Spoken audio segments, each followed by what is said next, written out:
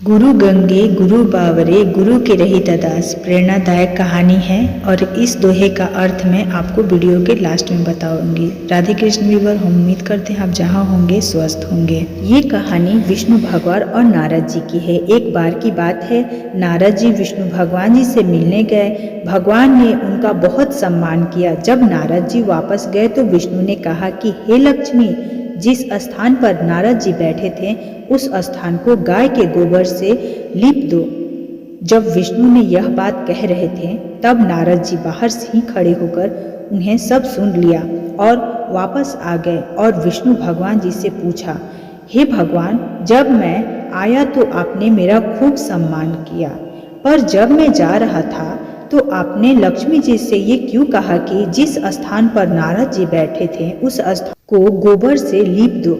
भगवान ने कहा, हे नारद जी, मैंने आपका सम्मान इसलिए किया क्योंकि आप देव ऋषि हैं, और मैंने देवी लक्ष्मी से ऐसा इसलिए कहा क्योंकि आपका कोई गुरु नहीं है, आप निगुरु हैं। जिस स्थान पर कोई निगुरु बैठ जाता है वो स्थान गंदा हो जाता है। यह सुनकर नारद जी ने कहा, हे भगवान, आपकी बात तो सत्य है, पर मैं गुरु किसे बनाऊं? नारायण बोले, हे नारद जी, धरती पर चले जाओ, जो व्यक्ति सबसे पहले मिले उसे अपना गुरु बना लो।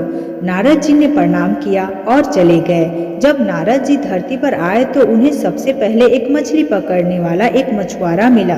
नारद जी वापस नारायण के पास आए और कहा, महाराज, वो मछुआरा तो कुछ भी नहीं जानता, उसे गुरु कैसे मान सकता हूँ? यह सुनकर भगवान ने कहा, नारद जी, अपना प्रण पूरा करो।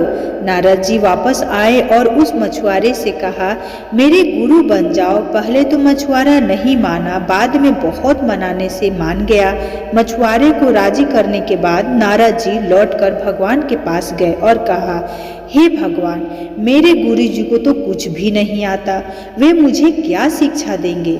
यह सुनकर गुरु जी को क्रोध आ गया और उन्हें कहा, हे नारद, गुरु निंदा करते हो, जाओ, मैं आपको श्राप देता हूँ कि आपको 84 लाख योनियों में घूमना पड़ेगा। यह सुनकर नारद जी ने दोनों हाथ जोड़कर कहा, हे भगवान, इस श्राप से बचने का उपाय भी बता दीजिए। भगवान नारायण ने कहा, इसका उपाय जाकर अपने गुरुदेव से पूछो। नारद जी ने सारी बात जाकर अपने गुरुदेव को बताई। गुरुदेव ने कहा, ऐसा करना, भगवान से कहना कि 84 लाख योनियों की तस्वीर धरती पर बना दे, फिर उस पर लेटकर गोल गोल घूम लेना और विष्णु जी से कहना कि 84 लाख योनियों में घूम आया, मुझे क्षमा कर दीजिए, आगे से गुरु निंदा नहीं करूंगा।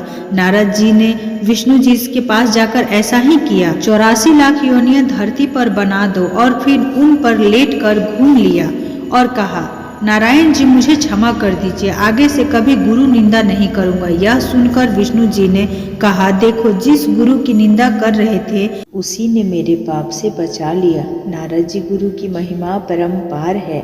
गुरु गूंगे गुरु बावरे गुरु के रहित दास, गुरु जो भजे नरक को स्वर्ग की रखिए आस।